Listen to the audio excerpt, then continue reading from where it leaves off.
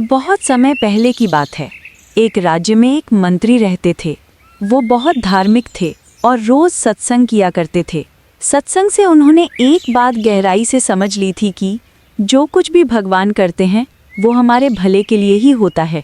मंत्री हर परिस्थिति में एक ही वाक्य कहा करते थे, भगवान की बड़ी कृपा, बड़ी कृपा। एक दिन राजा शिकार खेलने जंगल गए। अचानक धनुष की डोरी खींचते समय उनका अंगूठा कट गया।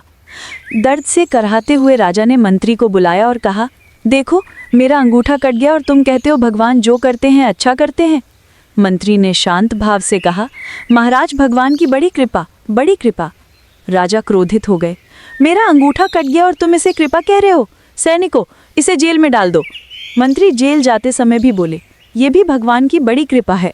सब लोग समझने लगे कि मंत्री पागल हो गए हैं। कुछ दिनों बाद वैद्य ने राजा का अंगूठा जोड़ दिया। धीरे धीरे घाव भर गया। राजा फिर से शिकार खेलने जंगल गए। इस बार उनके सैनिक पीछे रह गए और राजा अकेले आगे बढ़ गए।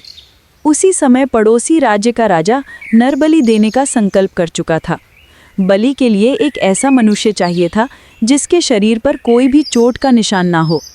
जब उन्होंने अपने आदमियों को खोजने भेजा तो जंगल में अकेले शिकार करते राजा को पकड़ लिया गया।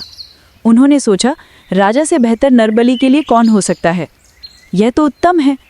राजा को बांधकर ले जाया गया, लेकिन जब बलि से पहले उनके शरीर की जांच हुई तो सबने देखा कि उनके अंगूठे पर कट का निशान है। पंडितों ने कहा, यह मनुष्य तो खंडित है, इसकी बलि नहीं दी जा सकती, और राजा को छोड़ दिया गया। राजा को सच्चाई का एहसास हुआ। राजा को तुरंत मंत्री की बात याद आई। उन्होंने सोचा, सचमुच जब मेरा अंगूठा कटा था और मंत्री ने बड़ी कृपा कहा था तब मुझे गुस्सा आया था, पर आज समझ आया कि अगर अंगूठा ना कटा होता तो मेरी गर्दन कट जाती। राजा तुरंत वापस लौटे और मंत्री को जेल से बुलवाया। राजा ने कहा, मंत्री तुम सही थे, मेरा अंगूठा कटना वास्तव में भगवान की बड़ी कृपा थी, लेकिन तुम तो जेल में सड़ते रहे, इसमें कैसी कृपा? मंत्री मुस्कुराए और बोले, महाराज ये भी बड़ी कृपा थी, क्योंकि अगर मैं जेल में ना होता तो मैं आपके साथ शिकार पर जाता। सैनिक तो पीछे रह सकते थे, पर मंत्री तो राजा के साथ ही रहता है। तब मैं भी पकड़ा जाता। चूंकि मेरे शरीर पर कोई निशान नहीं है, इसलिए बलि के लिए मुझे तुरंत स्वीकार कर लिया जाता। मेरी गर्दन तो उसी समय कट जाती।